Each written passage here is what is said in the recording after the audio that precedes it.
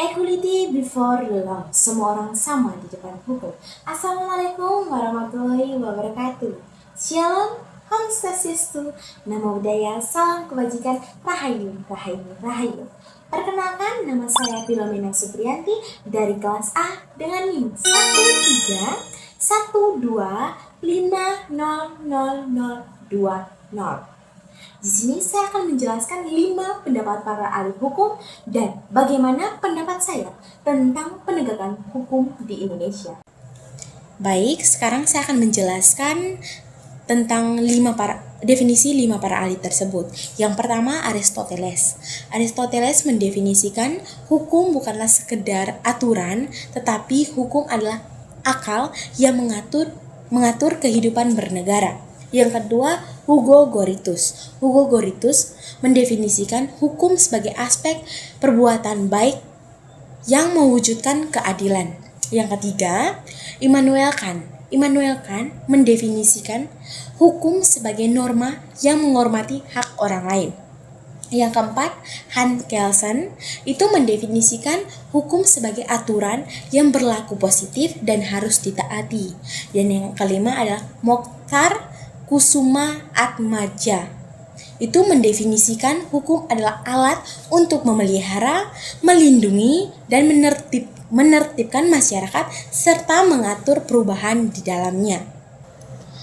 Baik, terima kasih. Saya akan menjawab pertanyaan nomor 2 tentang bagaimana pendapat saya tentang pandangan penegakan hukum di Indonesia.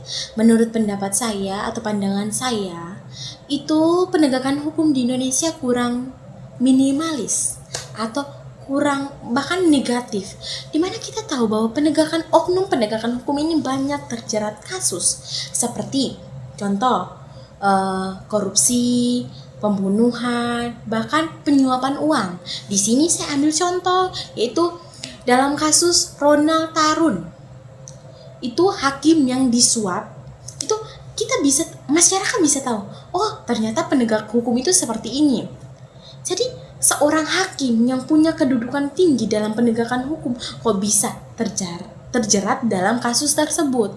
Jadi masyarakat beranggapan bahwa ternyata penegakan hukum di Indonesia itu begini. Jadi menurut saya penegakan hukum di Indonesia sangatlah minim negatif yang tidak sesuai dengan aturan atau kedudukannya, fungsinya. Jadi menurut saya juga pemerintah harus lebih efisien dalam menghadapi atau melihat penegakan hukum di Indonesia agar masyarakat itu lebih adil, sejahtera, dan Indonesia itu lebih baik dalam kehidupannya.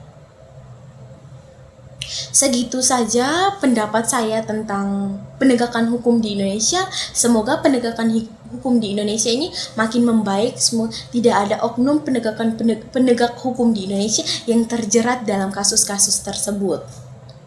Baik, terima kasih atas waktu dan kesempatannya. Terima kasih. Assalamualaikum warahmatullahi wabarakatuh.